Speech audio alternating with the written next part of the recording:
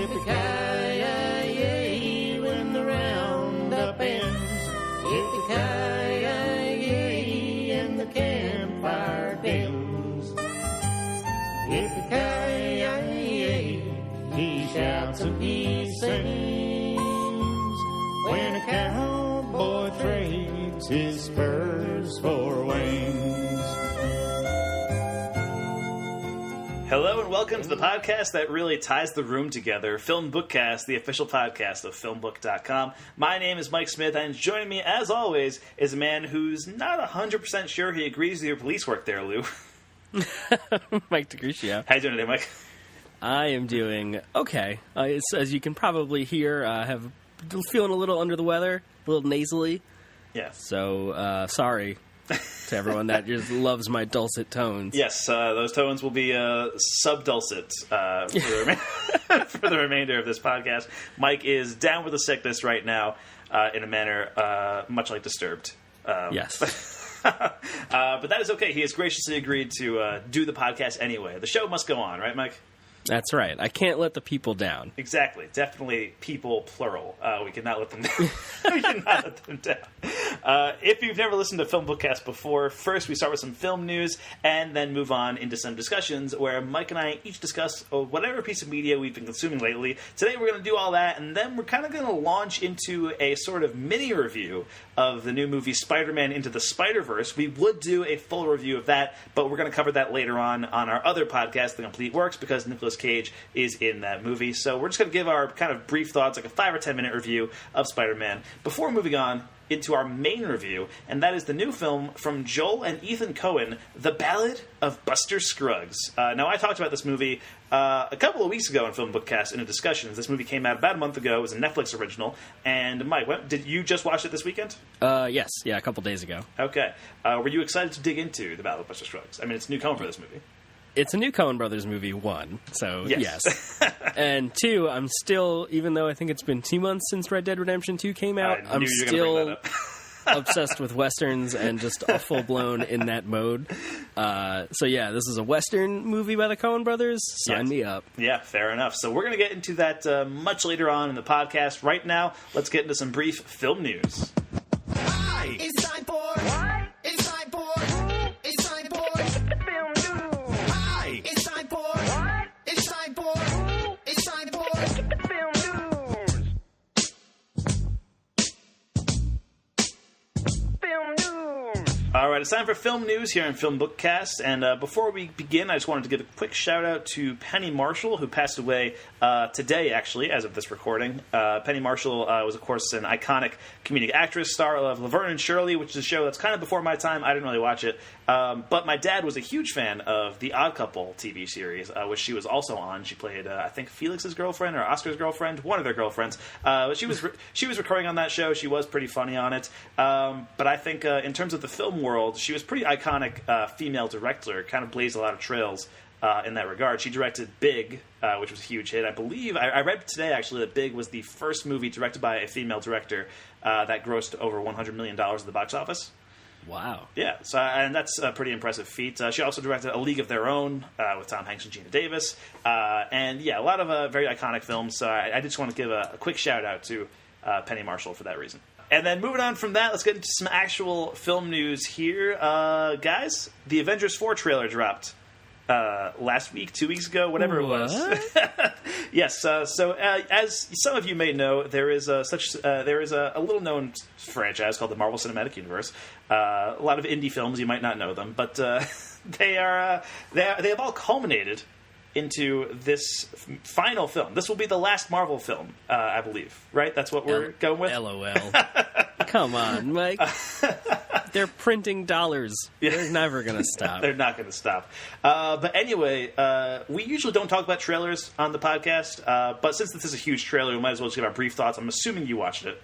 Yeah. As much as I want it to be unsullied, there's no way. There's no way I'm not going to watch this. There's no way you couldn't watch the Avengers 4 trailer. So what did you think of the trailer, Mike?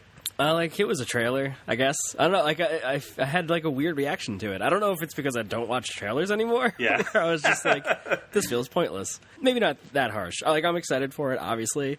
But it was a teaser trailer, I think, right? Like, it was relatively short. It's the first thing we've ever seen of Avengers 4. Yeah, it's a teaser. Yeah.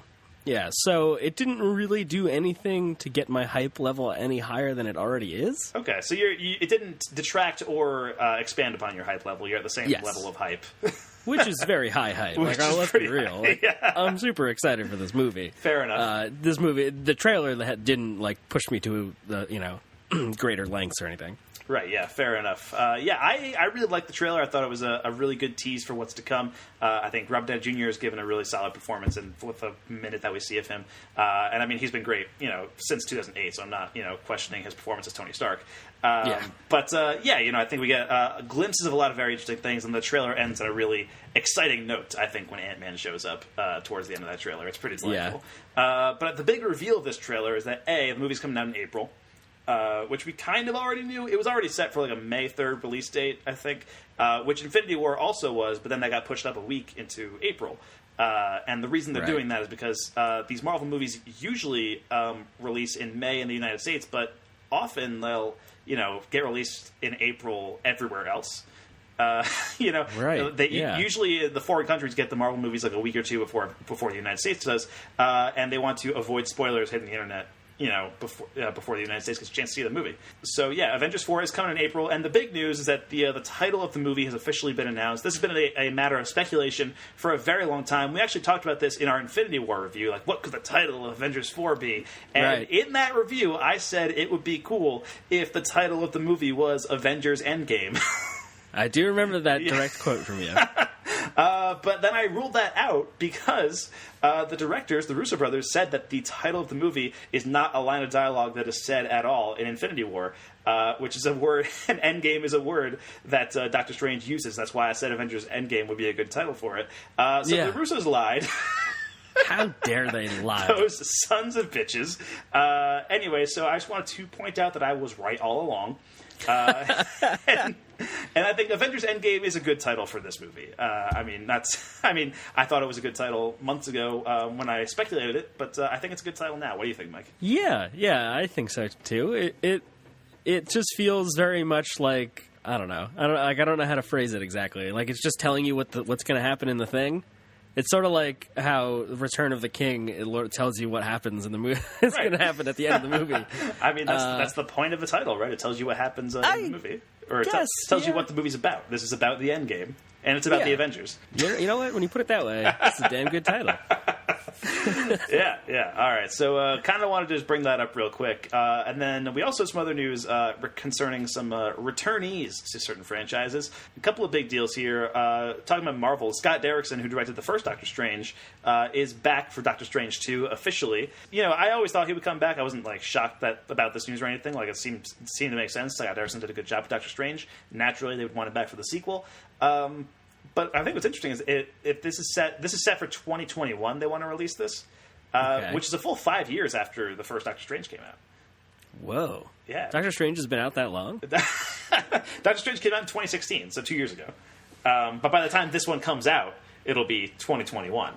Right. I don't know what time is anymore because we live in this specific moment in the United States. So I feel like we're approaching a black hole and just everything is stretched out and takes forever now. Fair enough, or feels like it takes forever.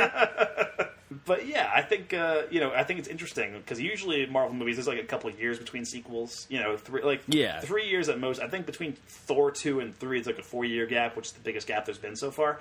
But even between Avengers movies, there's never more than 3 years between these movies, and those are the big movies that take up all the space. So I think this is mostly a matter of they needed to get other stuff out of the way before they could do Doctor Strange 2. They had to put so much effort into Infinity War and Endgame. They had to introduce Black Panther and Captain Marvel, and they had the Spider-Man thing going on with Sony. It makes sense that Doctor Strange 2 was kind of on the back burner for a while. But I am excited to see where that sequel goes. There's a lot of threads left over from the original Doctor Strange that could be explored a lot further. Yeah, I wonder if we're going to go back to, I don't know the release schedule this far out off the top of my head, if we're going to go back to a two Marvel movies per year schedule.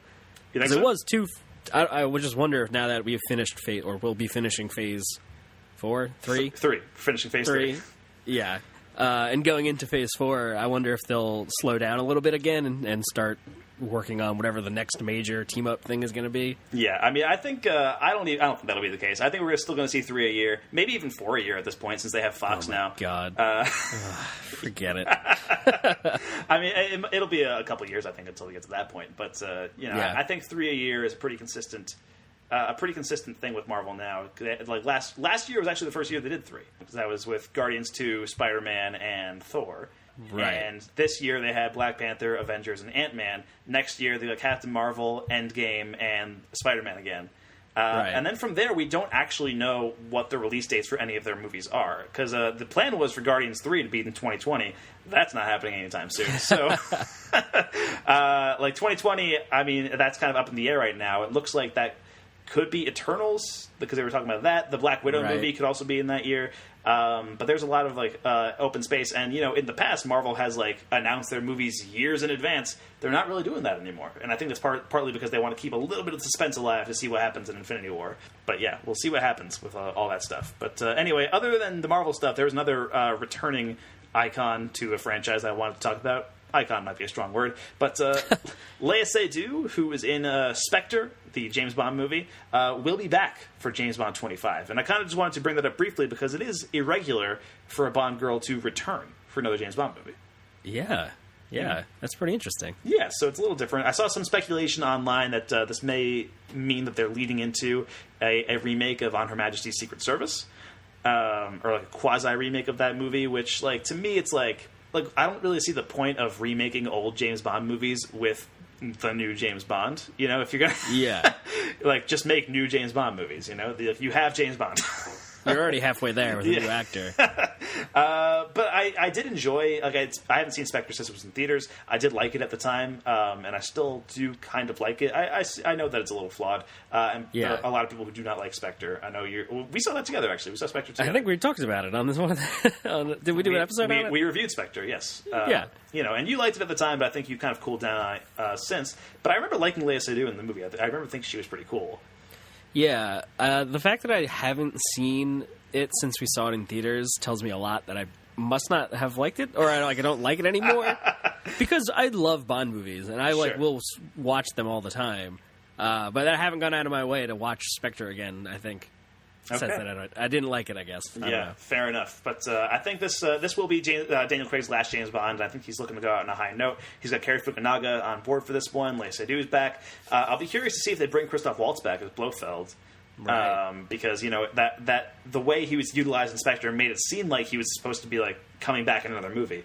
But the reaction to that character in the public was not super great. So we'll see what happens with all that. But anyway, that is some brief James Bond 25 news. And then I got one last bit of film news here, some Star Wars news. The full cast of the new series, The Mandalorian, was announced, Mike. Now, we've talked about a couple of these actors when they were first cast, like Pedro Pascal is playing the lead, Gina Carano is going to be in the show. But now we know all of the main cast that are going to be part of The Mandalorian. And I'm just going to pick out a couple of names here, and we'll talk about what makes them so exciting. First off, Giancarlo Esposito. Who is awesome. He's Gus Fring in Breaking Bad and Better Call Saul. Right. Worked with Spike Lee in a bunch of movies. He's great, and I'm very excited to see what he's doing in the Star Wars universe. If he's playing a Gus Fring type character, if he's playing an alien, who knows? Carl Weathers.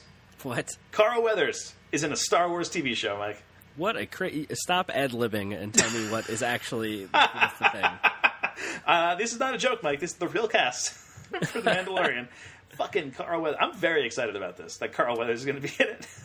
I hope that they're all just voice casts for droids. That'd be so funny. Man, that would be kind of a bummer. I'm hoping that Carl Weathers was playing himself from Arrested Development. Oh my god. where he's just talking to a different alien. He's bartering at an alien trade shop, and it's oh, you get a couple of these these droids going, you got yourself a stew going, Anyway, Carl Weathers in the show. Nick Nolte is in The Mandalorian, which is pretty amazing. Considering Nick Nolte is I cannot picture him in a Star Wars thing. I just can't do it. Hey, Star Wars, there's aliens, so I can do it. Okay, I'm not a hard slam on Nick Nolte. Maybe a little bit, but I'm operating under the assumption, and some of these might be aliens or droids or whatever. I am operating under the assumption these are all human characters. Okay. All right. Until proven otherwise. And Nick Nolte, I think what's interesting is that Patton Oswalt actually has a stand-up bit from the 90s where he talks about Nick Nolte in Star Wars. Because Nick Nolte was one of the front runners to take on the role of Han Solo back when the original trilogy was being made, and Patton Oswalt has like an impression of Nick Nolte being Han Solo in Star Wars, where he's just like, God damn it, Chewie. You almost got the part of Han Solo and just missed it at the last minute. Nick Nolte. That would have made it a 10 times better movie. Nick Nolte is my favorite actor ever.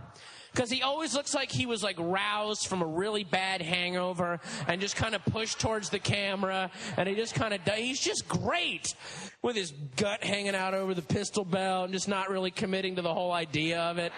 Hail Chewbacca, go fix the goddamn hyperdrive. Jesus Christ. Hail Chewbacca. Luke, that's not a goddamn space. Jesus. Fucking droids, beep, beep, Jesus, God, my head. So yeah, now it's weird that this is coming to pass now. It's just crazy.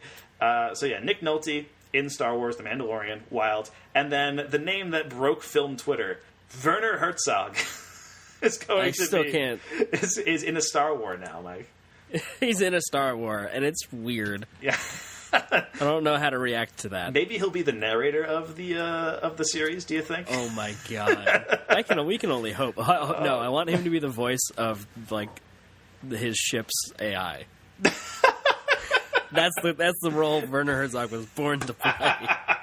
I can absolutely see that. It's like, where are we heading? It's like, we are heading to the bleak vastness of space.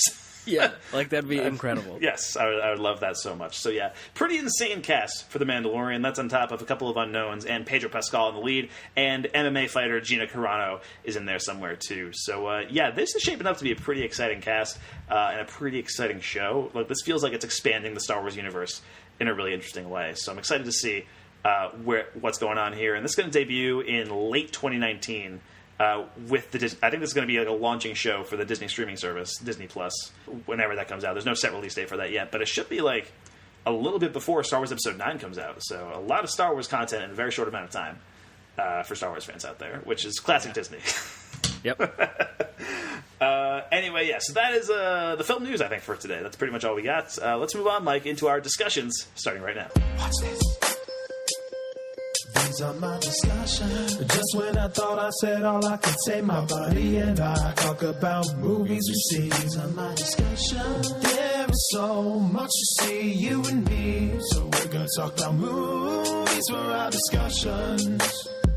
All right, it's time for our discussions here in FilmBookCast. Mike, what do you have to discuss with us today?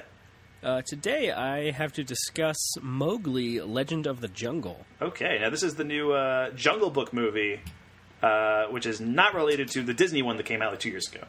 Right. Yeah, this is a Netflix original, I guess. Yeah, Netflix original, directed by Andy Serkis, our boy. Yes. And it actually has a pretty stellar cast in some of the voice roles. Benedict Cumberbatch, Naomi Harris, Cate Blanchett's in it. And this is it's okay. It feels a little weird to have another live action Jungle Book movie so close to a live action Jungle Book movie. Right? Is it like is it basically the same movie, or is there something different about it that? Yeah, it sort of takes a darker approach to it. Like it sort of deals with what a human being raised by animals would be like, kind of. I mean, they all still talk. Like, everybody still, like, the animals still talk to Mowgli and stuff. That's like the whole thing about the Jungle Book. Right. So like it's kind of weird to be like, it's a realistic version, but everybody still talks. It doesn't have the weird thing with the first one. The weird thing that we had with the other live action movie where like there's two surprise songs there's no songs in this. Right. So it sort of feels like a DC version of Jungle Book. In that it's very dark. It sort of feels like that. It's okay. It's mostly fine. Some of the performances are good. The motion capture obviously is great. It's Andy Serkis, and I don't know if Weta worked on it, but that whole crew, Yeah. Yeah, so it's mostly fine. It definitely opens with a straight up reference to Lord of the Rings, which was very weird because I didn't. There's no opening credits, so I didn't know what the voice cast was. Yeah, and it's Ka, right, the Python. Yeah, narrating like the forest before, like in the days when the creation and like all this stuff, going over this whole thing, and I was like, this sounds a lot like Galadriel's voiceover in the beginning of Fellowship. 11 rings were given to the gorillas, and yeah, and then it says like the hope of the forest fell to the creature least likely of all, and I was like, wait a second, hold on. And like I looked it up and I was like, it is Cate Blanchett. This is on purpose. Okay. Like I thought we were just straight ripping it off. So yeah, I mean, like it's fine. It spends a lot of time, with Mowgli with the humans. He kind of doesn't get accepted into the pack and like all this stuff. Yeah. So he spends time in the human camp and he learns to accept both sides of his nature, and what makes him different is what makes him important. And like, it's kind of got like that hopeful high note ending kind of thing. Right. So like it was fine, I guess. Okay. That's my moral of that story. Yeah, so that's Mowgli, and yeah, this wasn't like, this is considered a Netflix original now, but I think it's more of a situation where it was developed by a studio, and it was kind of a Cloverfield paradox situation where they sold it off to Netflix because they thought it would bomb at the box office. Fair. And I think it probably would have. It seems like it looks like a very expensive movie. Yeah, like I said, the motion capture and the CG and all that stuff is beautiful because it is Andy Serkis and his like motion capture team and like that stuff. Yeah, and it does actually say Netflix and Warner Brothers present. It does say that. Okay, I remember that in the credits. Yeah, I just feel like another CGI live action Jungle Book movie so soon after the one we just had. Like it was never going to perform that well, especially because that one had the Disney recognition too. That was like part of the thing. And and that one does have some of the goofy, like it does have the two songs in it. Andy Serkis plays Baloo in this one, but Baloo is like this sort of old, scarred, like almost hairless bear. Like he's like you can tell he's old and losing his hair. So like it looks creepy. It looks really creepy, and it's like that's not what Baloo is. Come on, interesting. Okay, so yeah, that's Mowgli: Legend of the Jungle, and that's on Netflix right now. And then I've got a few things to talk about. 6 movies in my discussions, most of which I saw this past weekend. Actually, between Wednesday and Sunday this week, I saw at least one movie every single day. Well, excuse me, Mr. Fancy Pants. But anyway, so I got a few things I wanted to talk about. I've been basically cramming as many 2018 movies as I can before we do our top 10 list of the year. So first, I want to talk about a movie called Green Book, which has been getting a lot of awards recognition lately. Got nominated for a few Golden Globes. And this is actually directed by Peter Farrelly of the Farrelly brothers, as in the guys who made Dumb and Dumber. And sorry.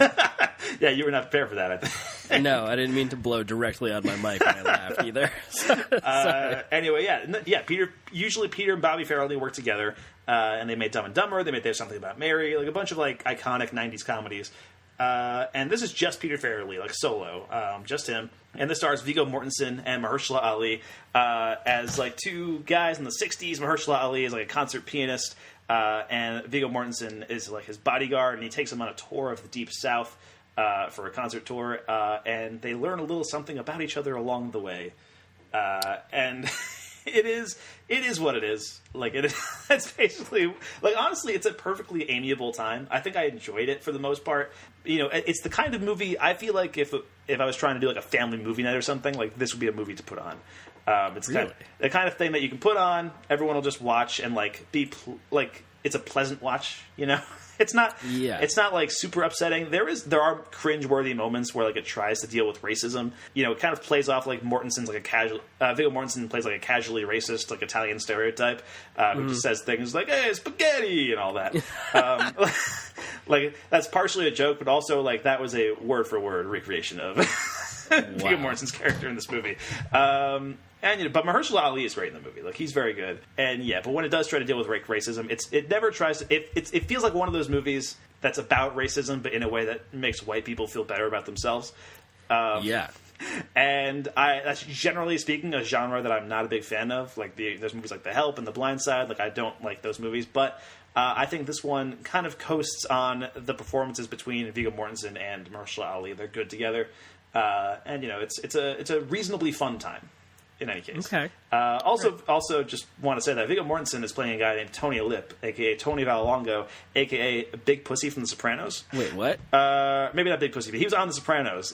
This guy that he's playing in the movie it was an actor who later in life became an actor in a bunch of different mob movies. He was in The Sopranos. He was in Goodfellas. He worked with Martin Scorsese a bunch. Like, that's amazing. And this movie does not mention that at all.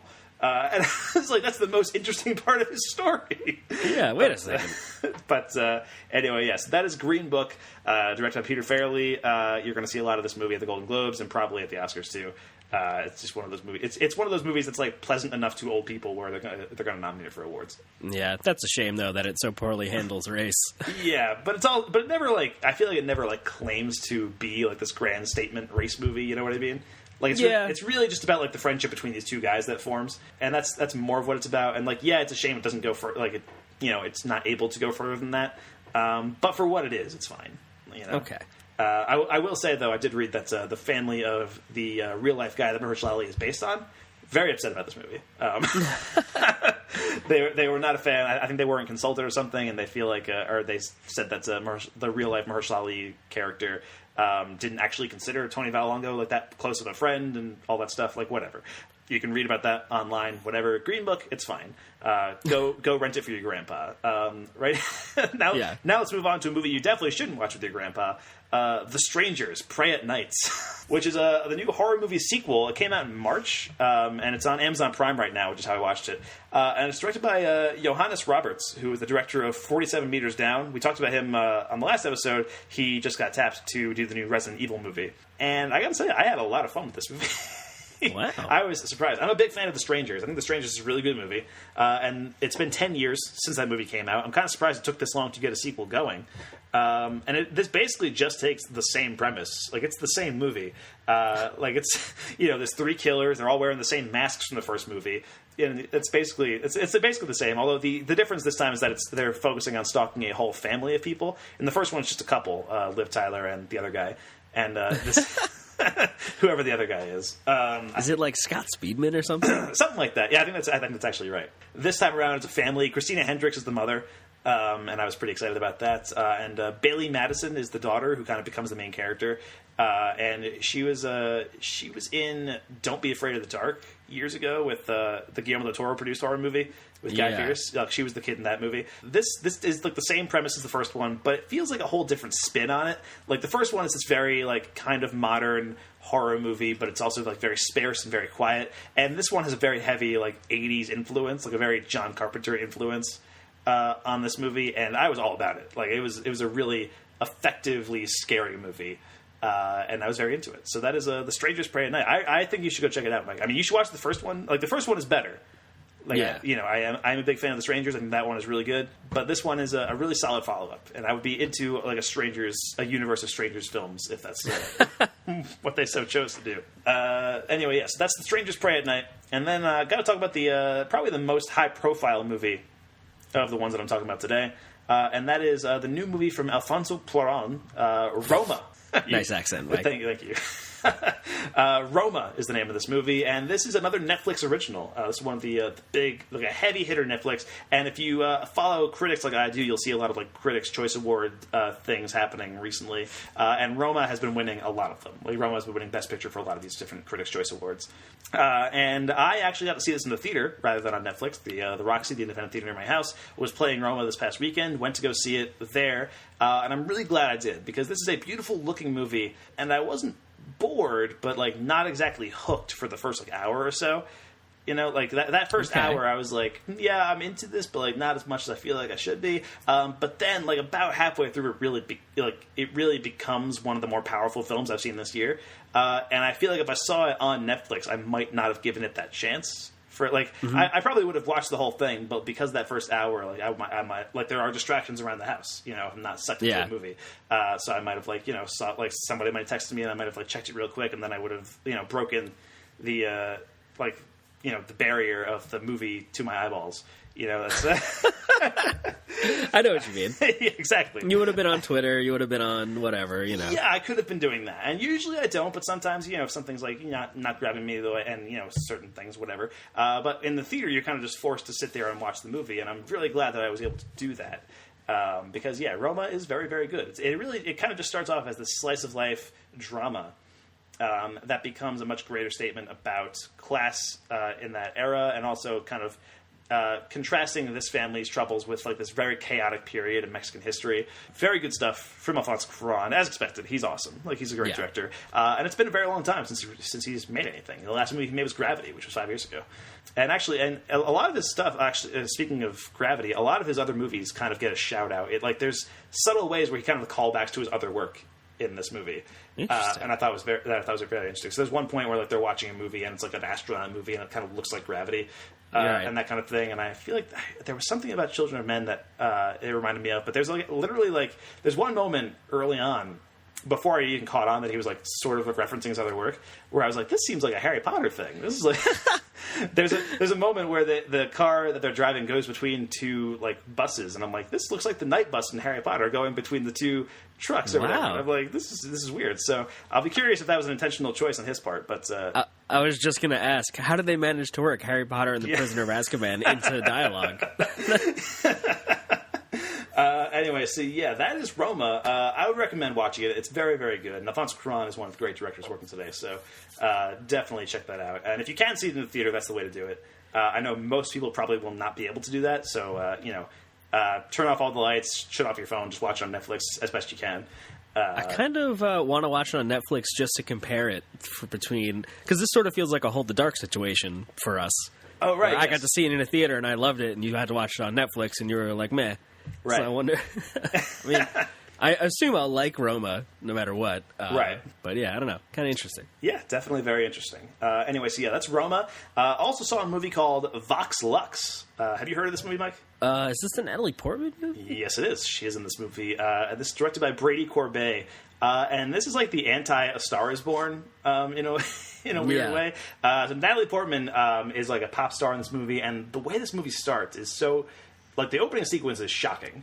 Like, I had no idea. I had no idea. I knew this movie was about Natalie Portman as a pop star. I had seen the trailer a couple times because it's been playing at the indie theater near my house.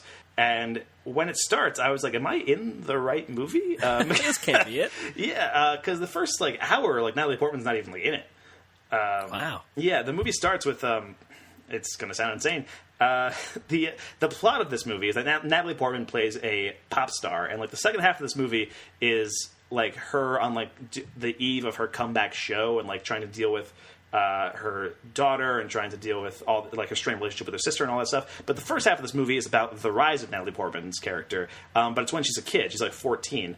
And the way it happens is insane. I don't even... I shouldn't go into it because it was so shocking, watching it in the theater, and I was like... Don't tell me. Yeah. But the opening sequence will, fucking floor you, and then the rest of the movie is I'm not sure what is going on here, but by the end of it, I was kind of a big fan. I really liked this movie. I liked it more than A Star Is Born. I think. I think it has more complex views on pop superstardom than that movie does, and I was just really into that. And Natalie Portman is great in the movie too. Jude Law is her manager in the movie too, and he's very good. So yeah, it's worth checking out. That's Vox Lux. All the songs are by Sia, by the way. She does all the. I think she composed everything and she sings everything. So yeah, I do think I like the songs in A Star Is Born better, but I like this movie better. So. Not they're very different movies. They just happen to both be about pop stars. That's why I'm comparing them. But right. But anyway, so that is Vox Lux. And then I saw the movie that I was probably most excited about this movie out of all the movies I'm talking about in my discussions right now, and that is The Favourites. Dearest Queen, you are mad. Giving me a palace. It is a monstrous extravagance, Mrs. Morley. We are at war. We won. Oh, it is not over. We must continue. Oh, I did not know that. The Queen is an extraordinary person.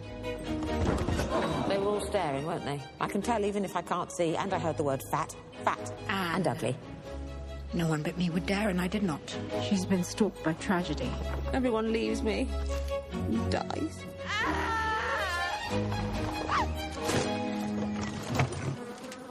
I apologize for my appearance. I hoped I might be employed here by you. As something. A monster for the children to play with, perhaps. Which is the new movie from Yorgos Lanthimos, who did Dogtooth, also did The Lobster, Killing of a Sacred Deer. And I very much enjoyed this, but I feel like I should have liked it more. No. It's one of those things where I enjoyed it. I had a very good time, but it just wasn't as much as I hoped I would, Yeah. Anyway, this is a period piece about two cousins who are kind of vying for the attention of the Queen. And the Queen is played by Olivia Colman, and Emma Stone and Rachel Weisz play the two cousins. And Rachel Weisz has been the Queen's right hand for a very long time. Emma Stone kind of comes in and starts to try to sabotage Rachel Weisz. And there's just a lot of delicious backstabbing and all that stuff. It's very funny in the way that high society jabs and condescension can be. It's that kind of witty humor, but also Right. there's some gross stuff going on. There's a lot of high and low stuff going on in The Favorite, and I was enjoying a lot of it. It's a really funny movie, and also just a really enticing tale. And Emma Stone, I think, is really great in the movie too. Rachel Weisz is great. All three actresses have been getting a lot of praise, and they've been nominated for a bunch of awards, and they probably deserve them. They're very good in the movie. But I think Emma Stone was the standout for me. I just really enjoyed a lot of her line readings. She becomes very devious over the course of the movie, and that really, just really worked for me. There's the one line in the trailer where she says something in the trailer where she's staring off into the distance, and she's like, "As it turned out, I'm capable of much unpleasantness." And for whatever reason, that line has stuck in my head. And just the way she says it is great. So yeah, I did enjoy The Favorite, not as much as I hoped I would. I do generally enjoy Yorgos Lanthimos' stuff, and this is the first movie he's done where he didn't actually write it. I think he directed it. But he had no hand in writing this one, and so it feels a little different than the other stuff that he's made. I feel like it feels a little more mainstream in a way. Interesting. A little more accessible. So I think I preferred The Lobster. I still think Dogtooth is his best movie. That movie's insane. But I think I preferred The Lobster. I do think I liked this over The Killing of Sacred Deer. So for whatever that's worth. But this movie is well worth checking out, I think. It's a very fun period piece, and that's not something I generally associate with period pieces, is fun. Yeah. So take that for what it's worth. And then finally got one more movie here for my discussions, and that is The Mule. I got mule fever, baby. This is Wow. It's pretty good.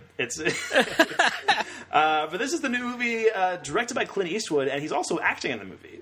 Interesting. This is his first acting role in 6 years. Have you seen any of this? Any of the trailers to this, Mike? I think I saw a trailer for it once, or maybe a commercial for it, so I didn't catch the whole thing. So Okay. I don't know much about it. Okay, yeah. Well, it's the first time Eastwood has acted in anything since Trouble with the Curve, which was a terrible movie from 2012. And I think this is the best movie he's directed in a really long time. I would go as far back as maybe Letters from Iwo Jima would be the last one that I think was I don't think this is as good as that movie, because that movie's great. Yeah, I think this is very good. It's not Capital G great, but I think it's a really solid entry in his filmography. It's about Clint Eastwood is this guy who and it's Clint Eastwood playing that kind of very old Clint Eastwood character, the kind of character who's young people, the internet, phones, I hate them.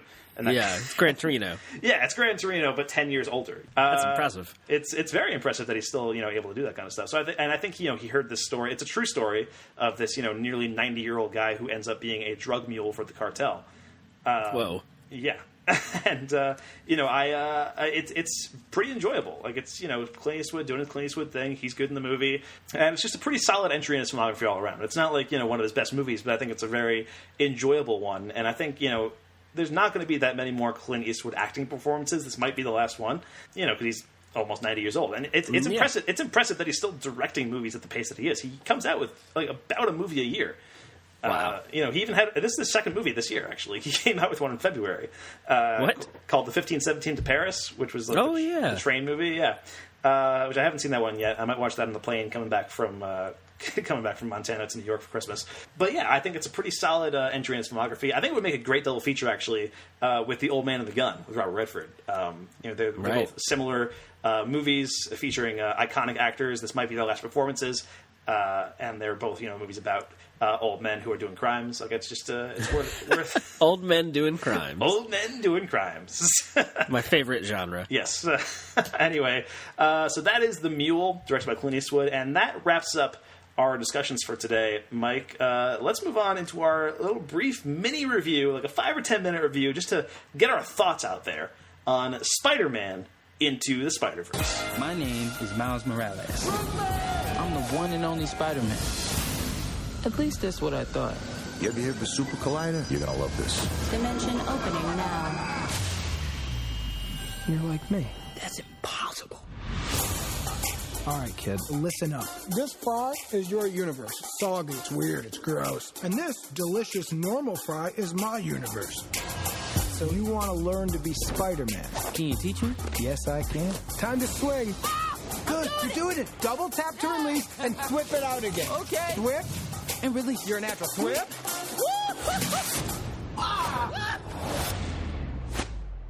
Hey guys, Who are you? I'm Gwen Stacy. I'm from another dimension. How many more spider people are there? Hey, fellas. Hello. This could literally not get any weirder. It can get weirder. Okay. All right, that was from the trailer for Spider-Man Into the Spider-Verse, the new movie featuring Spider-Man in it, Mike. That's the best way to put it. Exactly. Not only featuring Spider-Man featuring Spider-Mans. Yeah. Plural. So yeah, we were both really hyped about this movie. Like, correct. Pretty psyched. I mean, I've been, I remember following the development of this movie for a while. I remember hearing, I think it was like 2014 or 2015, Phil Lord and Chris Miller were hired to do a draft of a Spider-Man animated movie. Right, wow. It was something like that, and I was pretty excited about that. But then they went on to go. They got hired for like Solo like a month later. Okay. So I assumed that they did a draft or whatever, but like it would get taken on by somebody else. And I think that is kind of what happened. But then Phil Lord and Chris Miller got fired from Solo, and I'm pretty sure they went back to work on Spider-Man. I think that's what happened. Because I mean, they've been supporting. Phil Lord was talking about it. Like he's seen this movie like 100 times, like in post, like trying to going through the different stuff. So it seems like they're heavily involved in this movie. And so, big fans of Phil Lord and Chris Miller on this show. Correct. As you know, I still think they probably. I'm almost glad that they didn't do Solo now because they were able to work on this. It all worked out in the end. Yeah, and B, huge Spider-Man fan here. I mean, I've been a Spider-Man fan since I was a kid. And C, I was there when Spider-Verse started. I was there on the ground floor when Spider-Verse was happening. I remember when we were hanging out in college, like I would tell you about Spider-Verse all the time. Yeah. I would ask, because I wasn't reading them at the time. I would be like, sorry, so what's up with the Spider-Verse story so far?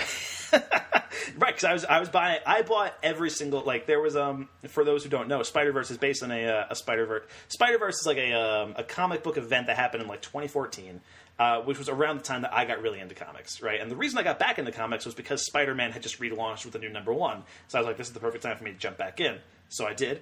And that built up into Spider-Verse. And so what happened was that there was this 6 or 7 issue arc in the main Spider-Man comic that kind of branched out into 50 other comics that were all Spider-Verse adjacent, and I bought all of them. I loved it. I loved it so much, and that's where Spider-Gwen was first introduced. That's where Silk really becomes a major character, and that's where you get Spider-Man Noir and Spider-Ham and all these characters who had appeared in a lot of them had appeared in other comics in the past. That was the whole appeal of this, was that Dan Slott, the writer of the Spider-Man comics at the time, was taking every single version of Spider-Man from every version of Marvel Comics that he could and throwing them into one story. And it was awesome. It was so cool. And that's where Miles Morales becomes a big part of that. And so does a Superior Spider-Man, the Doc Ock Spidey, and all that stuff. So yeah, there was a lot of elements going into Spider-Man Into the Spider-Verse that I was really, really excited about. And this movie still managed to blow me away. Yeah. It's so good. I mean, it's gorgeous to look at, first of all. I think the animation is nothing you've ever seen before. It's stunning, and it's insane what they're able to accomplish here. It makes it feel like you're reading a comic book. Yeah, it's absolutely bonkers. I think this is going to definitely revolutionize the way we see animated movies, and I guess specifically comic book animated movies based on comic books, right, where it's like we're just watching the medium. It's like we're watching a comic book, and it's bizarre. Yeah, and in the best way. Yeah, and that's the thing. There are a lot of animated movies based on comic books, but most of them don't play in theaters, right? They're usually the direct DVD, DC, Marvel stuff. Yeah. There has been, there was Batman: Mask of the Phantasm that came out in theaters in '93, and that was a huge box office bomb. A lot of people consider that the best Batman movie, by the way. What? Yeah, I mean that's like. Have you not seen Mask of the Phantasm? No. Oh man, it's really good. It's sort of like based on Batman the Animated Series, so it's got Kevin Conroy, Mark Hamill, and everything. But yeah, it's very good. You should watch it. But a lot of people consider that the best Batman movie. But like it bombed at the box office, and there hasn't. I can't think of like another animated superhero movie that there's been in theaters other than The Incredibles, and like you know stuff that's not based on comics. You know, Big Hero. I guess Big Hero 6 maybe. Because that is kind of based on a Marvel comic, but right. Even so. But what's insane about this movie? Like I think we're living in an age where a lot of superhero movies feel kind of the same, and we're living in an age where a lot of animated movies look kind of the same. Like I think if you go to the average person and you like took like stills from a Pixar movie, a DreamWorks movie, a Disney animation movie, and a Blue Sky movie, and a Sony animation movie, like I think. I would be able to tell them apart because I know the movies, and but a lot of them look very similar. Yeah. I think the average person would not be able to tell like what studio did what. Yeah, if there was no like defining character in any of the frames, yeah. And then you've got this movie coming along, Spider-Man Into the Spider-Verse, like a fucking rocket. Just like no, this is how we need to do. Like it feels so unique in the current film environment, and I think that's what's kind of amazing about it. Yeah, this is a movie that like. Theoretically shouldn't work or exist, right? Like a studio like Sony shouldn't be backing a experimental animated superhero film with this much gusto, right? And have it be the #1 box office movie this weekend. That doesn't make any sense, right? It's so weird, especially because Sony they just did Venom like 2 months ago, yeah. And Venom. I mean, to be fair, Venom made a shitload of money. True. Success in Sony's part. I think they tapped into something with Venom that the people wanted to see, and I think that was definitely some Venom fetishes out there that pushed that movie towards where it is. But still, like they tapped into something with Venom. It wasn't great, but like it had a pretty insane Tom Hardy performance in it, so there is that. But yeah, it's crazy to me that like the same studio that made Venom, which was like a pretty rough movie, can also come out with this like 2 months later. And have it be like just groundbreaking. Like it's kind of insane. Yeah, I've with like following Critical Role, like the D&D show on Twitch that I used to watch. I haven't watched it in a while. Yeah. But like I sort of got into started following on Twitter a lot of artists and comic book artists and animators and stuff because they have a very large fan art community. So like I've got my toes in how there's like movie Twitter and like all this stuff. There's like animation Twitter. And that, like, it has blown that shit wide open. People are losing their minds over this. Yes. That, like, the way they would... Certain animation techniques, it seems like letting frames happen, like, stay the same, like, 2 or 3 in a row, so it looks sort of like it's animated on the cell. Like that kind of thing. Like, the old-school animation techniques. It's pretty wild. So it's exciting to see what this movie might revolutionize animation into. Very much good. And I think that's interesting because that's something that the Lego movie also kind of did. Not to the degree that Spider-Verse does, but like the Lego movie also does that like kind of like, sort of stop motion, sort of not like look that it's going for, which Phil Lord and Chris Miller also directed. And they didn't direct this movie, by the way. That was Bob Paraschetti, Rodney Rothman, and I'm blanking on the third name, but Peter Ramsey. So Phil Lord co-wrote the movie, and Lord and Miller produced it together. But it's not directed by them. But they were still heavily involved with the movies. But credit to the directors here, who really did some remarkable work with this animation, and kind of took what the Lego movie did and did it kind of like one step beyond. And we haven't even mentioned the voice cast in this movie, which is like it's perfect. Shameik Moore is a phenomenal Miles Morales. Jake Johnson is the most relatable Spider-Man. It's too real. I never knew I wanted to see Spider-Man in sweatpants. And one sock. But yeah, he's great. Haley Steinfeld as a Spider-Gwen. I mean, I know you're a huge Spider-Gwen fan. Yeah. So how was that seeing like Spider-Gwen on the screen for the first time? Like when she shows up and like the punk music kicks in, I was like, fuck yes, like fist pumping in the seat, like so pumped. Yes. Yeah, and I love that like they give us there's this running gag with one last time and we get everyone's origin story in like 25 seconds. Yep. And it's like actually though like the Spider-Gwen's was actually like the first issue. Like, it was the real... I didn't know what they were going to use. There's bits where it's like they'll, tell, like, here's our origin story, and like a comic book cover will come down, and they show like a Spider-Gwen comic, and it's like, and it even has like Jason Latour and Robert Rodriguez's name on the comic. Yeah. Like, there's so much going on in this movie, and there's so much details like in the background of scenes. There's literally, I mean, we're only doing a mini review of this, so we can't get like too hung up on Spider-Man right now. But there is like literally like, in the background of a shot in like the corner of a frame, there's a Community reference, like a reference to the show Community, and I caught it, and I flipped out in my theater. I was like, I can't believe I'm seeing that, because it's like, and it's such an obscure Community reference. Like, it's you gotta tell me it when we're done, because I saw you tweet that, and I was looking, and I couldn't find. I missed it. Yeah, I will do that. But yeah, and I mean, the rest of the voice cast, I mean, you got the other Spider-Men, and they're not like as integral to the movie, but they kind of serve as like, just a fun side cast to have around. But yeah, the reason we're not doing a full review of this movie is because Nicolas Cage is in the movie. Because we'll cover this for the complete works probably about a year from now. I actually counted up. I think we're like 20 movies away from Spider-Verse at this point. So it's about a year's worth of podcast. Yeah. So we'll get to that in about a year. But yeah, Nicolas Cage plays Spider-Man Noir, and he's amazing in it. Like, it's correct. It's correct. Just, I've been like, there's a video on YouTube, and you should check it out when you get a chance. It's a B-roll of all the actors in Spider-Verse doing their voice parts. What? Yeah, and so it's kind of just like a quick thing. Like, you'll see like Shameik Moore do like 3 lines as Miles, and then you see Haley Steinfeld doing like 3 lines as Gwen Stacy, which that's pretty cool because you can actually see like how her facial expressions while she's recording the lines kind of influence the animation of Spider-Gwen. But then the last one that they show is Nicolas Cage as Spider-Man Noir, and he's just so into it, and it's great. That's awesome. And yeah, John Mulaney is Spider-Ham here. I got to see Spider-Ham in a movie. Like, it's crazy. And Penny Parker too is great. And Penny Parker, I think she might have been my favorite of the alt Spider-Men. Like, she like, I was shocked at how much like I loved that character. Like, she was great. Yeah, it's just so like heartfelt and like it's kawaii. And just the clash of the animation too, like the way she looks compared to the rest of the movie, and that's part of the thing too, is that every single Spider-Man from all the different dimensions have a different animation style, and they somehow make it work into like this cohesive whole. It's pretty incredible. It's wild.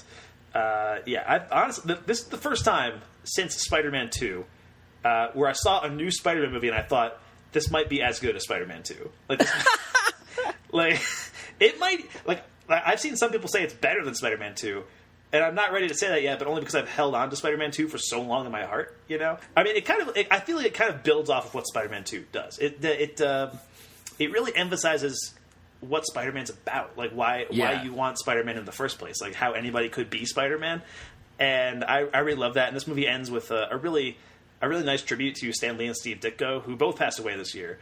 I didn't know Steve Ditko died. Oh yeah, Steve Ditko died in I think March or April, something like that. Wow, just a few months before Stan Lee. Yeah, and so to see that, like, it made me a little emotional. And there is a Stan Lee cameo in this movie, by the way. Yeah, and that's it's a great cameo. Like, I think there was more resonance to that cameo because Stan Lee died. Yeah, definitely when that like special thanks, in memory or whatever it says at the end, like for showing us we're not alone or something like that, was definitely like, oh no. Yeah, yeah, exactly. Also, yeah, and I mean the entire experience of watching this movie is just so cool, and it's so great. Also, the post credit scene is amazing. Yes, just correct. Throwing that out there, it's fantastic. So yeah, that's Spider-Man Into the Spider-Verse. I know we want to talk about more about this movie, and we're going to hold off. We prepared a whole other episode, but I wasn't sure if you would see it this weekend, so I was like, I'll talk about a discussion to whatever. But then I saw that you saw it, so I was like, we got to talk about it at least a little bit, Yeah, it's what the people want.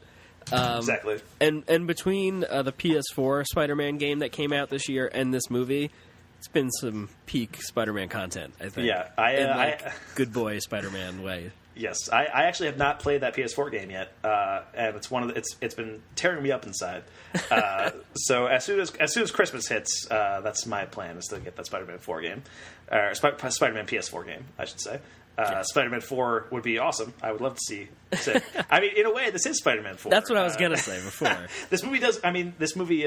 One last thing about it, I guess, is that it does kind of build on all versions of Spider-Man that we've seen in the past. So there are, like, especially with Jake Johnson's Peter Parker character, and with the other Peter Parker character, who I feel like the voice of that is a little bit of a surprise, so I won't say who it is. But they kind of build off of the imagery that you see in the Sam Raimi Spider-Man movies. Like they directly reference it. Directly reference it, yeah. You see the upside-down kiss, and you see the train sequence and all that stuff. The finger guns. Yes, they do directly reference Spider-Man 3. That's pretty great. But they also, apparently, and from what I understand, they also worked in some Andrew Garfield and Tom Holland stuff in there, too. But it seems like it's more heavily influenced on the Tobey Maguire run of Spider-Man. Yeah. So there's definitely that. And I basically just need to rewatch this movie a couple hundred more times just so I can catch everything. Frame by frame, forever. Frame by frame, yeah. Once this movie hits Blu-ray, I'm not going to leave my house for 2 weeks. I'm just going to be going through every frame of this movie and printing them out and putting posters on my wall because everything is so gorgeous. But anyway, yeah, that is Spider-Man Into the Spider-Verse.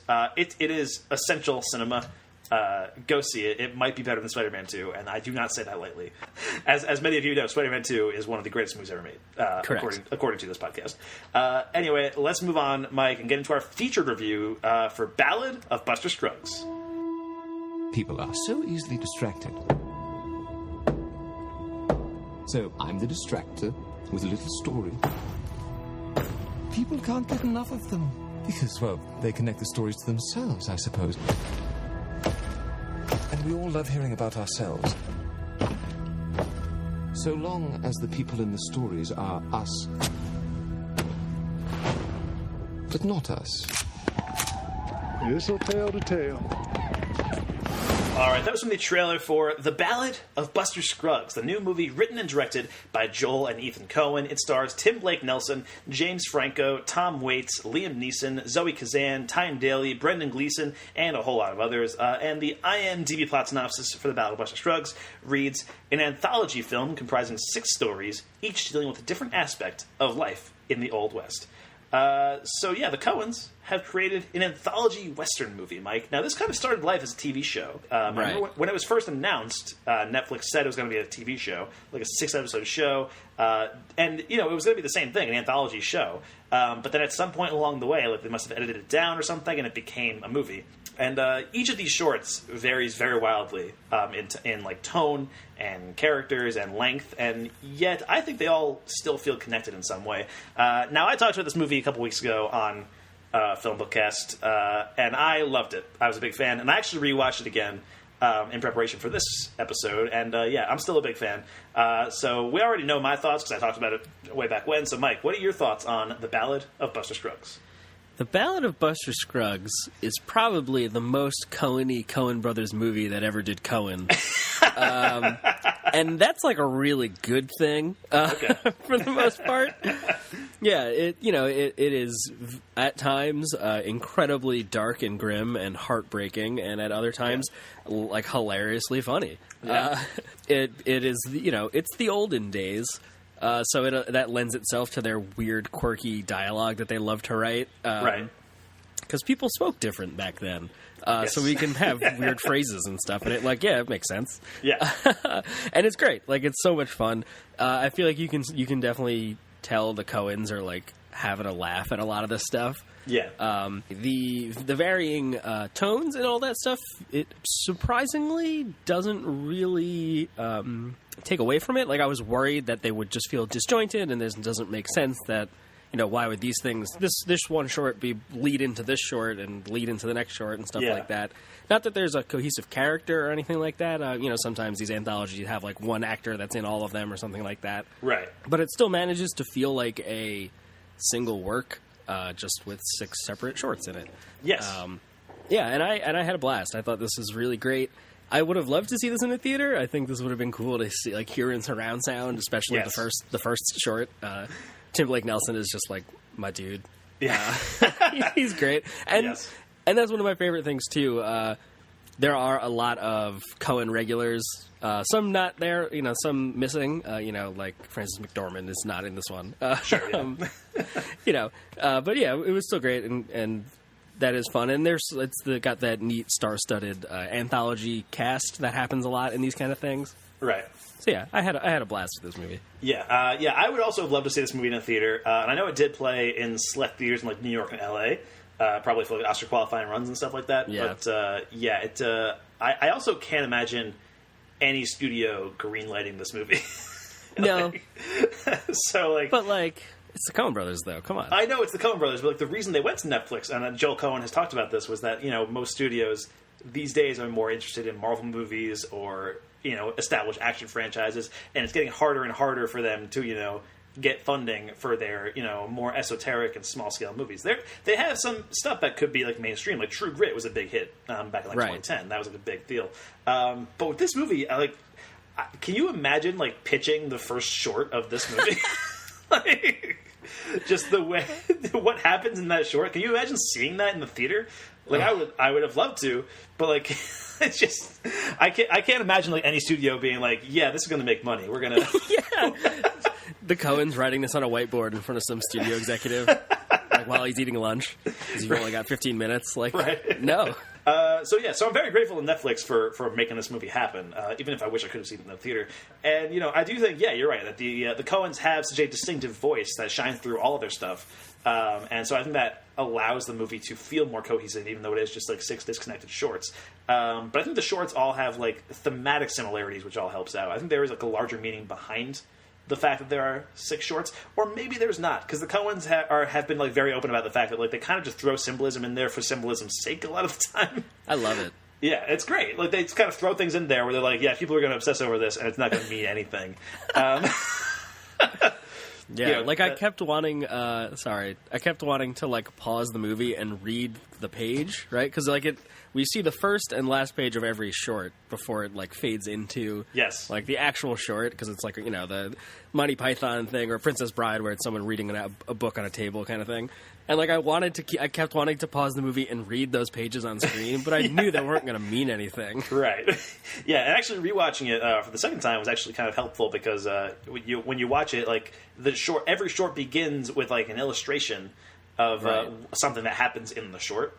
Like you'll see like a quote or something or like a figure, and so when you watch it again, you're like, oh yeah, this does happen. Oh yeah, like I recognize what the illustrations were from each short. So that was kind of cool.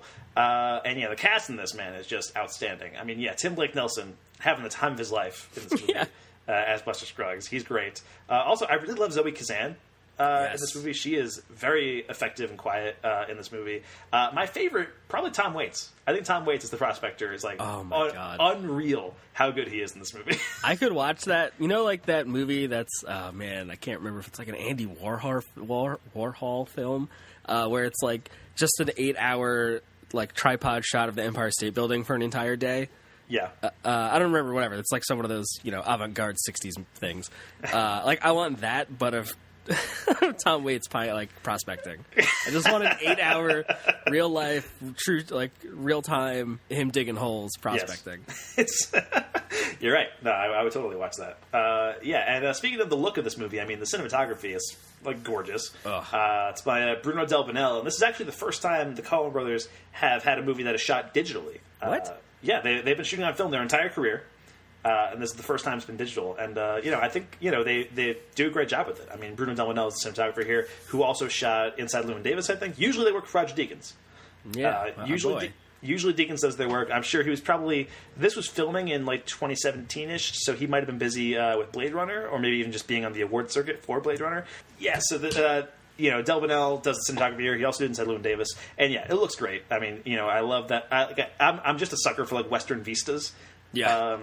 In like anything. And having the Coens shoot that is, great. Always about that.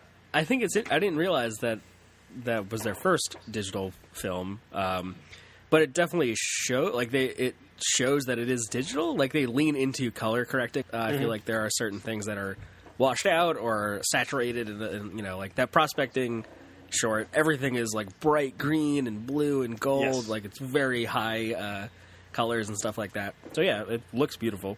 Yeah, and that's something they also, the color correction is something they also experimented with once with Oh Brother Where Art Thou, which is a movie that like is kind of like they corrected the colors to look more sepia tone or that kind of thing for that kind of period. I think it's interesting that they're going back to that. I think the score of this movie also is pretty fantastic. Carter Burwell did the score for this. He also did the score for a couple of Coen Brothers movies, and the music's great, and the songs he composes are just like they're wonderful. There's really there's songs throughout the first short. That's kind of the main one, but there are a couple of songs that are like throughout the movie. The last short has a couple of there's no instruments, but it's just vocals singing songs, and they're Very, very nice. But yeah, what was your favorite short of the 6 that are in the movie? Oh man, I think the one that I enjoyed the most. Yes, give me this for. Well, okay, I already said that about the Tom Waits one. Yeah, but, the stagecoach ride one. I don't remember the titles of all of them. The last one, The Mortal Remains. Yes. Yeah, that is like just wow. Give me. I want to eat that. I want that forever. So good. And then the one that like I think affected me the most is the Zoe Kazan one. The girl who got rattled, or the gal who got rattled, is the name of that short. Yeah. I think the Zoe Kazan one, and I think when we get into spoilers, I think I just like to break down like every short basically. Like I think that's how we should probably do it. Okay. But yeah, I think the Zoe Kazan one, like if any of these shorts were like adapted into a feature film, that would be the one to go with. I think. I mean, it's already the longest one. I think it's like 40 minutes of the movie is like set on that short. But yeah, that's a very great, very powerful short. I think my favorite, honestly, is probably Near Algodones, which is the second short with James Franco. Yeah, that was actually really great too. Which I think, in retrospect, I've watched it twice now, and like that feels the most like the Coen Brothers to me. Like it's just that like just the way it ends and like everything that happens in that short. It's like this is like a pure distillation of everything the Coen Brothers are about in 15 minutes. Like it's pretty wild. But yeah, anything else, Mike, before we move on to spoilers for the Ballad of Buster Scruggs, so we can break down these shorts? I just want this like revitalization of the Western genre to continue. So I know all the filmmakers that listen to this podcast. Please indulge me. Yes. Yeah. Okay. So do that for Mike if you can. And now let's move on into spoilers for the Ballad of Buster Scruggs, starting right now. Stop it! Both of you! You're spoiling it! You're spoiling everything! All right, spoilers for the Ballad of Buster Scruggs, starting right now. So yeah, I think there are 6 shorts in this movie, and I think we're just going to break them all down one by one here. So beginning with the first one, which is the actual Ballad of Buster Scruggs. So this is Tim Blake Nelson starring as Buster Scruggs. And he's kind of a riff on the singing cowboy trope from like the 40s and 50s, like the kind of like, which is actually something that the Coen Brothers had done before with Hail Caesar. Alden Ehrenreich's character is also kind of doing that thing as well. And I think this one is the most immediately fun of the 6 shorts. And it's just a great one to start on. I mean, so this is the singing cowboy if he was a psychopathic Bugs Bunny character. Yeah.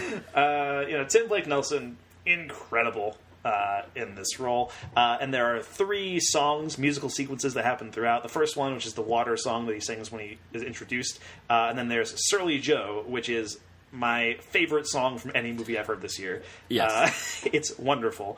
And then there's If a Cowboy Trades His Spurs for Wings, which is also fantastic. And that one's actually, it's on the short list for the Oscar for Best Original Song, and I really hope it gets nominated, because that would be amazing. I want them to perform that. Tim Blake Nelson. So yeah, you had a blast with this, I'm assuming?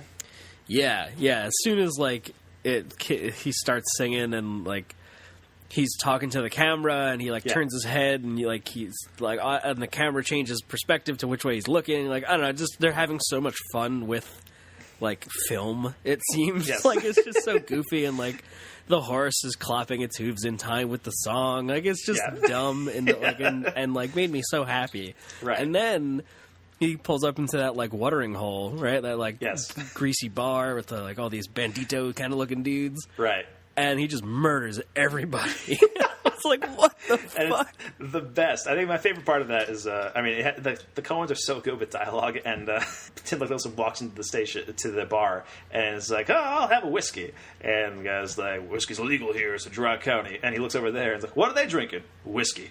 "They's outlaw." I love that. And then and I think the great thing about Buster Scruggs is, watching it again, it's really clear that he's picking these fights. Like he's not defending himself at all. He's not defending himself. He's just a psychopath, and it's like starting these fights on his own. And yeah, that's pretty fantastic. And then when he goes into the second saloon where Surly Joe and the card table, he even like when he sits down to play the guy's hand. The guy's like, you can play, but you have to play the hand that guy left. And he picks up the cards, and it's like a pair of 8s and a pair of aces, and that's like a good hand. Yeah. That's a good hand, but he's like, I would rather not. And like, start some shit for no reason. And that's, it's just delightful to watch. And the way he kills Surly Joe is just, my God. Poor Clancy Brown. Poor Clancy Brown. But yeah, Surly Joe, man. And I did want to mention that David Krumholtz is also in the short as the Frenchman at the table there. And what's interesting is that there's a Frenchman in the last short of this movie, too, The Mortal Remains. Oh, yeah. And I think the idea, apparently the Coens were saying the original idea was to have the same actor playing the Frenchman in both shorts. And that would kind of like tie them both together, but the scheduling didn't work out or whatever. So David Krumholtz plays him in one. I think Saul Rubinek? Yeah, Saul Rubinek plays him in the last one. They do look very similar, like costume and hair and makeup wise. Yeah, so that together. I think theoretically it could be like an older version of that Frenchman character. Yeah.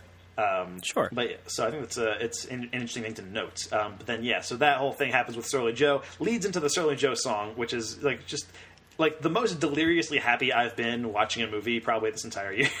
Yeah. Spider-Verse accepted. But yeah, that's great. And then, the brother of Surly Joe challenges Buster Scruggs, and when Buster Scruggs shoots off the guy's fingers and then turns around, looks in a mirror, and shoots him. Yes. I was like, this is a Looney Tunes cartoon. This is what's happening. It's just Looney Tunes with blood. It's great. Yes. And he says, like, oh, it's in a mirror, it'd be on his left side, on his right side, but the gun is upside down. Well, you know what? I better keep it simple. And it just, like, blows him away. And it's like, what the fuck? It's so good. Yep. But then the black-garbed cowboy comes in, and he challenges Buster Scruggs again. And I think it's interesting that Buster Scruggs is wearing white and the other guy's wearing black. Yeah. Considering, like, the singing cowboy is generally a good guy, and white in cowboy movies usually means he's the good guy, and black means he's the bad guy. But this time around, that gets thrown on its head. There's no good. I don't think there is any kind of good guy in a Coen Brothers movie, basically. But no. But anyway, so the black cowboy finally shoots down Buster Scruggs, and it ends with when a cowboy trades his spurs for wings, and it's beautiful. It's incredible. Yeah, and then his spirit leaves his body, and he's playing a harp, and he's got like the Poindexter what's from Little Rascals. Alfalfa? The cowlick. The cowlick, yeah. Yeah, it's great. It's fantastic. So that is the first short, which is The Ballad of Buster Scruggs. And then the movie, that's only like 15 minutes. And then I was like, how could there be more movie? Like, how could you top that? Because that was like so much fun. And I feel like the second time around, I really loved the movie the first time I saw it, but I feel like I appreciated the other shorts more the second time I watched the movie because I wasn't like coming down from the high of the first Buster Scruggs short. Right. So the second short is Near Algodones, which is the one that stars James Franco, and he plays a bank robber who comes in to steal from Stephen Root as the bank teller. And shout out to Stephen Root in this movie, who is unreal. Yeah, when he's just running at James Franco, covered in pots and pans, and he's like, "Pan shot!" Yeah, that was the moment where I was like, "This is the most Coen-y."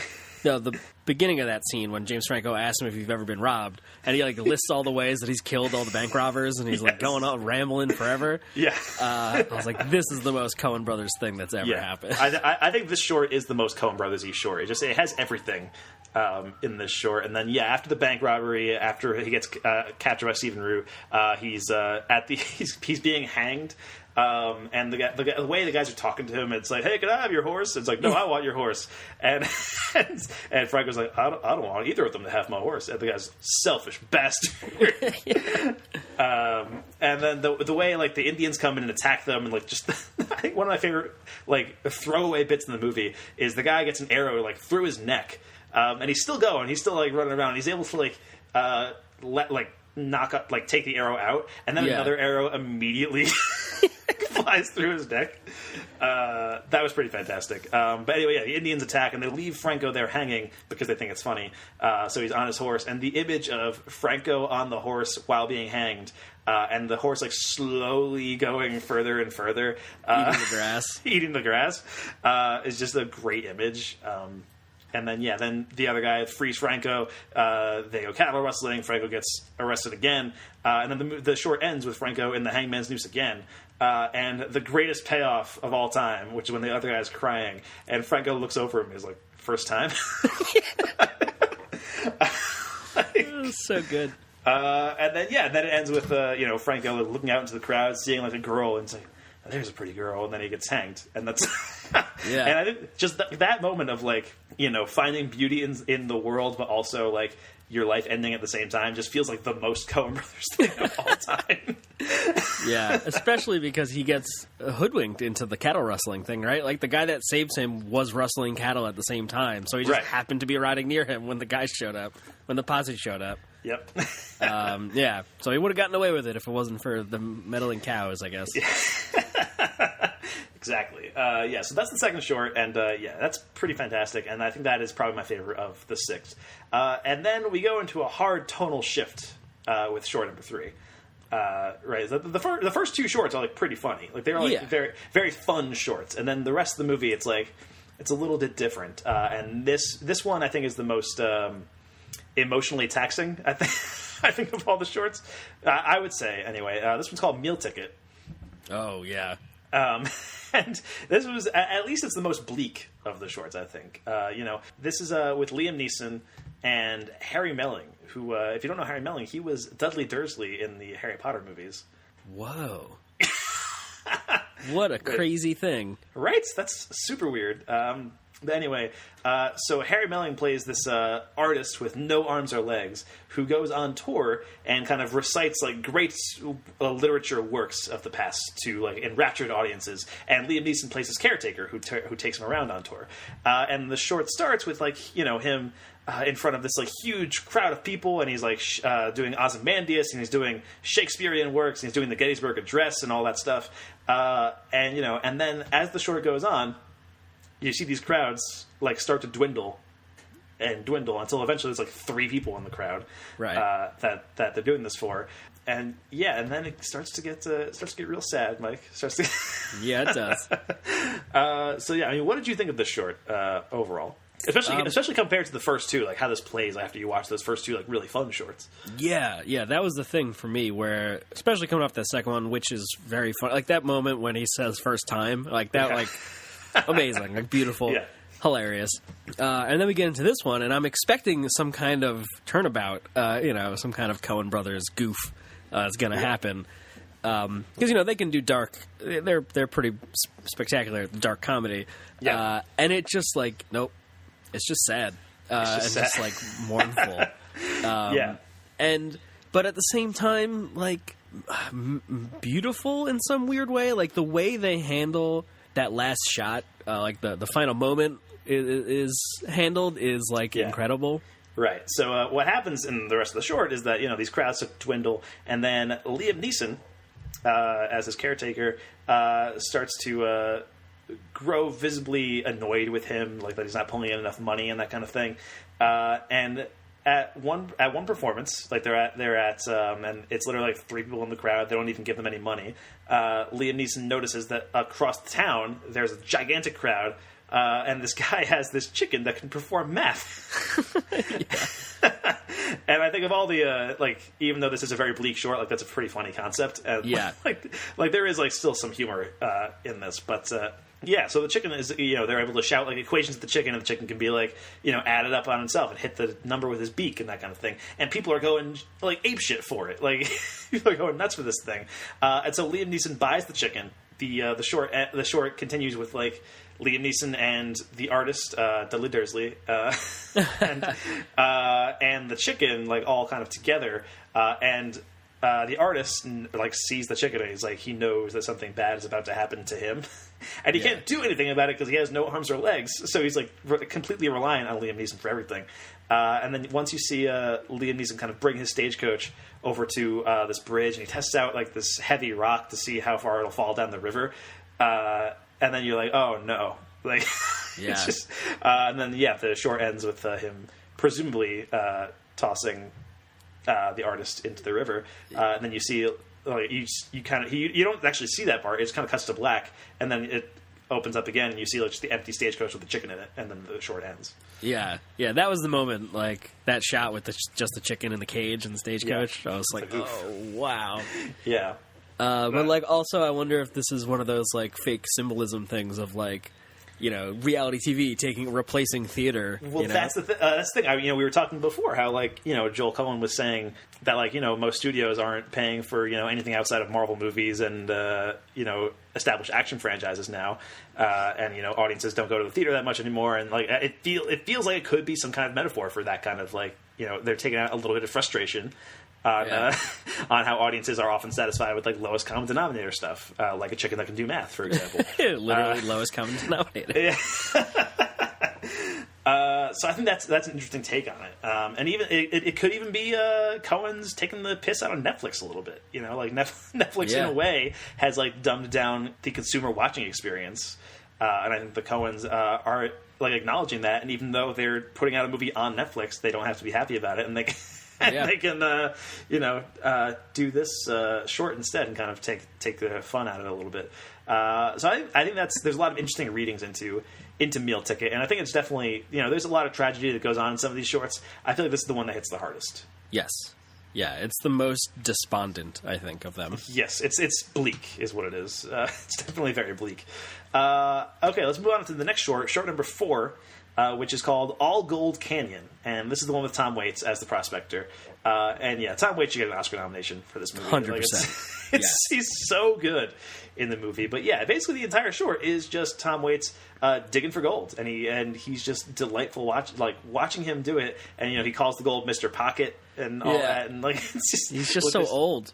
Yes, and then I think what I love about this short is that it's the only short in the movie where the main character comes out triumphant in some way. Yeah, holy shit. It's the one where it's because it seems like it's going to end in tragedy, right? Yeah. Like the other shorts have, where Tom Waits has finally found this pocket of gold that he's been digging for probably for months, maybe even a year, for a very long time. Maybe not a year, but he's been digging for a very long time. Right. And he finally uncovers this large gold in the mountain, and then as soon as he does, you see a shadow kind of fall over the scene, and it's oh no. Yeah. And this one guy has been trailing him this whole time, letting him do all the work, and then he just shoots him in the back. And then the guy's all right. And then you start seeing that feels like it will be the end of the short, right? You see that happen, and then you kind of follow the other guy for a while, and you see him sit down and kind of take a smoke or whatever, I think. And then it's all right, I guess this is the end. And then Tom Waits suddenly bursts out and and attacks him and with an axe or something, right? Yeah, his pickaxe. Yeah, he attacks him with the axe. And then Tom Waits is standing up, is he didn't hit nothing important. And then he just leaves to go get his gold. And that's, it scared the shit out of me. It jump scared me when he gets shot, because it's so out of left field for the rest of this short, which is just Tom Waits prospecting away, doing his prospector thing, and then just blam! And I was like, what the fuck? It scared me. Yeah. And then he gets to keep Mr. Pocket. He takes his gold and gets on his burro, and he goes home. Yeah, it's just it's a delightful little short, because it's the only one that ends with a happy ending, so it's nice. And Tom Waits sings a bunch, so it's great. And Tom Waits does sing a bunch, which is also nice. And then there's short number 5, which is the longest one. I believe it's about 40 minutes, and that is The Gal Who Got Rattled, and it's the one with Zoe Kazan. This is the longest short, and on my first watch, when I first watched the movie, this was my least favorite short. And I liked it overall, but I was when I watched it, I was all right, I think it was because of the length, and because at a certain point, I think you're watching 6 shorts in a row, and at a certain point, one of them has to be a weak link, you know? And when I was watching it for the first time, I was oh, this is the weak link. And now that I watched it the second time, I was I don't think there's a single weak link in this movie. This is incredible. This is a strong link all the way through. Yeah, strong link, solid link. But yeah, this is the longest one, so it takes the longest time to kind of get going to what's going to happen towards the end. But yeah, watching it again, it feels like it tells the most complete story out of any of the shorts. Yeah. I mean, it does feel weird that it not weird, but it feels out of place a bit because it is so much longer than the other ones. That often happens, I think, in these kind of anthology things. One of them is usually the centerpiece, quote unquote, kind of thing. But yeah, it tells the most complete story. We get to spend the most time with all these characters, and yeah, I was very distraught at the end of this. At the end of this short. Yeah, so the plot for this one is that Zoe Kazan is a woman who's on her way to Oregon with her brother, and her brother dies on the journey, and so she's just traveling on her own And she does not know what awaits her in Oregon when she gets there. Her plan was to meet a man who might marry her, but she really didn't know what was going to be happening. And so as her brother dies, she kind of strikes up a relationship with the guy who's leading the wagon train. And they decide to get married when they reach Oregon. And then by the end of at a certain point in the journey, I should mention there was a dog. Because that does factor in pretty heavily. Her brother owned a dog who was barking a lot and annoying everybody, and they end up scaring the dog away. Like, the dog leaves, and then the dog comes back, and Zoe Kazan finds the dog, and it's like, oh wow! She wanders off and finds the dog and everything. President Pierce is the name of the dog, by the way. Right. And then the other guy on the wagon train goes to find her, and then when they are alone together, they get attacked by Indians. And the other guy from the wagon train fights off the Indians, and he gives her a gun, and he tells her, like, if the worst happens, shoot yourself before, like, they get to you, because like, what they do to you will be, unconscionable. And so she's terrified, but she says okay, and he fights off the Indians. But then when, like, he finally succeeds, gets all the Indians, like, gone, he finds Zoe Kazan, and she has shot herself. Yeah. Look, he gets, like, sneak attacked and gets knocked out. Right. Yeah. Or knocked down, at least. Yeah, and so she thinks, like, that's it, that's the end. And so you don't actually see her do it. Yeah. It's just, like, you're following him the entire time, but then once, like, he goes back, you see the dog barking at her. You just see the dog barking, and you're like, oh, no, something's bad. Yeah. And, yeah, so she has shot herself, and that's how this story ends. And it's a long walk to get there, but I think the extra time made it worth it, I think, because you really get a sense of, like, her relationship with this new guy, Billy Knapp, I believe is the guy, and then Mr. Arthur, who is Billy Knapp's partner, who clearly, like, doesn't really approve of his relationship with Zoe Kazan's character. Like, this ends with if you look at the text at the book as the short ends, it says he's not sure what he's going to say to Billy Knapp. It's like, like, what can you even say? Like, that I think this is the one that its length justifies, that payoff at the end where we've referenced the first time line. A lot of them build to this final shot. The same thing with Meal Ticket, and this extra length and this short to establish that Billy Knapp and Zoe Kazan's character, like, it starts off like he says, a married couple can claim 600 acres, whereas an individual can claim 300 acres, and it seems kind of like a agreement kind of situation. But as the short goes on, they're building into an actual relationship, and they might actually love each other, or that is possible. And then she kills herself when she didn't need to, and then the final shot is Mr. Arthur on a ridge and a single horse riding towards him. Yeah. And it's like, we know what that is. We know what that conversation is going to have to be. Yeah. And it's like, wow. Yeah, it's very sad. It's very much a bummer. And Zoe Kazan is great in this short, too. Like, she is fantastic. So that is The Gal Who Got Rattled. Now let's move on into the final short of the movie, Mike, and this was your favorite. As you said before anyway, the Mortal Remains. And this one is, I think, the most abstract of the shorts that we've got going on here. Mm-hmm. But yeah, the idea behind this one, it's 5 people in a stagecoach, and as the short goes on, the stagecoach is revealed to possibly be something more supernatural than you might expect. Yeah. I guess I didn't even think of that, but yes, it is exactly that. What do you mean you didn't think of that? I feel like that was the whole point of the show. Yeah.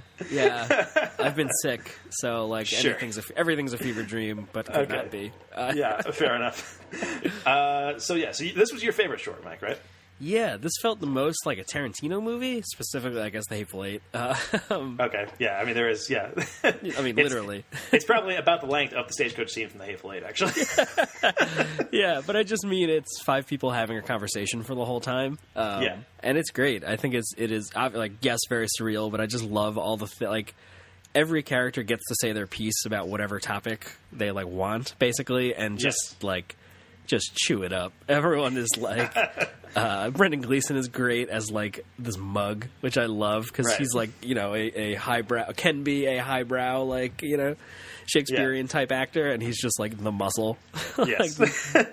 Yes. With the bounty hunter, it's great. Yes, yeah. And I also love this short. I think I loved it even more the second time I saw it. Because, yeah, I mean, it does kind of connect back to the first one with the Frenchman character. But it is just, like, it's a meditation on life and death and, like, whether it all means nothing, whether it means everything. Also, like, the nature of storytelling gets a lot of stuff going on in this short. There was Birth Movies Death had a great article recently about this short and how the idea of the two bounty hunter characters, Brendan Gleeson and John Joe O'Neill, I think is his name. They could act as like stand-ins for the Coens themselves, like the way they describe their work and the way they talk about it. Like like there's a part where the Englishman is talking to Tyne-Daly, I think, and he's saying like, you know, he loves the idea, like he loves enrapturing people in the stories and seeing what their faces are like and all that kind of stuff. And it just feels like it's like Joel and Ethan Coen talking about why they like telling stories in the first place. Yeah, that moment, like when he says that every audience, you know, it's, oh man, I can't remember exactly what it is, but it's surely he gets his, but it's never I get my, like, I'm never caught, it's always the person in the story and like all that stuff. No, yeah, I mean, and all that stuff is there, and you know, every actor here is just on point. I really love the guy playing the trapper, Chelsea Ross is his name. And yeah, he's great. He has a lot of very funny lines. He's like, people are like ferrets, and he just keeps saying that over and over again, and like all that. And yeah, Brendan Gleeson is great. There's the moment where he just starts singing.